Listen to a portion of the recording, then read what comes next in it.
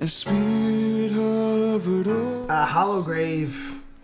Hollow Grave is one of those songs that it just kind of appeared as if from nowhere. There was, different. Pete was also a big help on that song.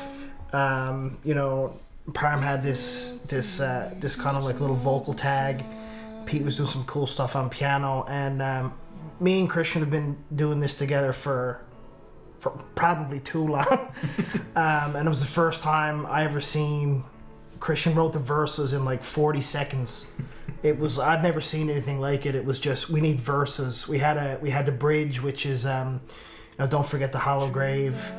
And Christian just grabbed a pen and paper and sat down just feverishly.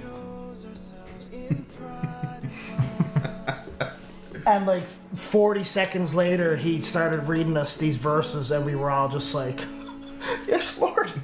Like, it was incredible right there in the studio.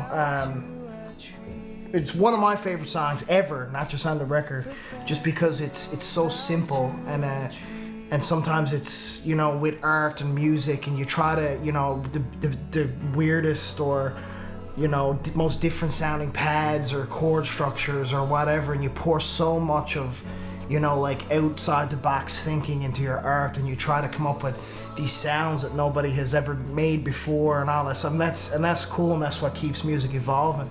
But this song is so simple. It's just, it sounds like something that's been done for literally hundreds of years with hymns and like just that, the chanty part at the end, and it's just there's so much beauty, and the message behind it, the verse is how it walks you from, just walks you straight to the gospel. I don't know, I just, I guess in a day and age, and, where art and technology and life is so complicated and sometimes so overthought, there's just something that's so beautiful and raw in the simplicity of this modern day hymn.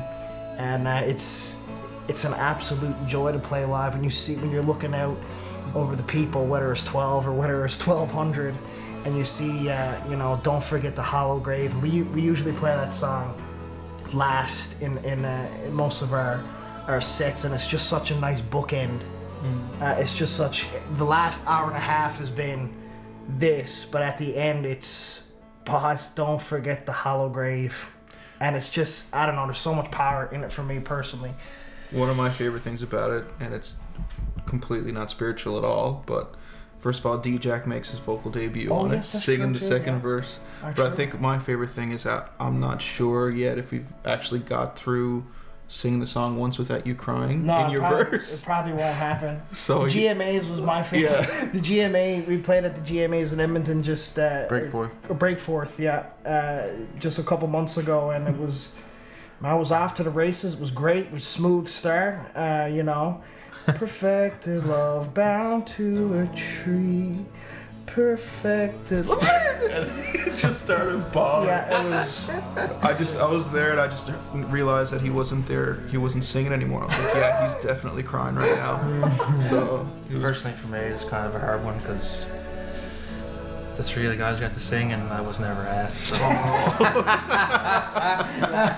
a little awkward. My verse is coming one of these days. You're gonna have to wait for the next record.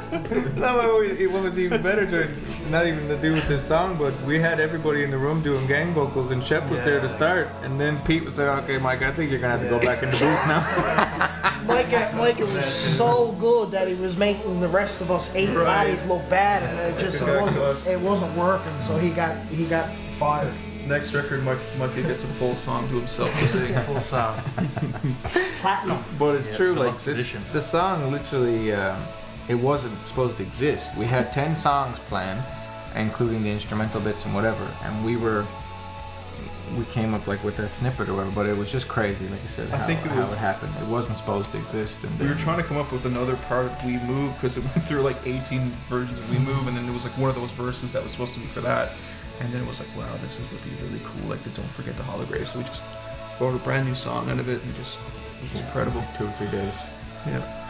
But, and especially the message of it is where it's at on the album. Again, we tried to be intentional about it, because we knew that's the last thing people are going to listen to, and it is like what Dion was talking about. So Awesome song.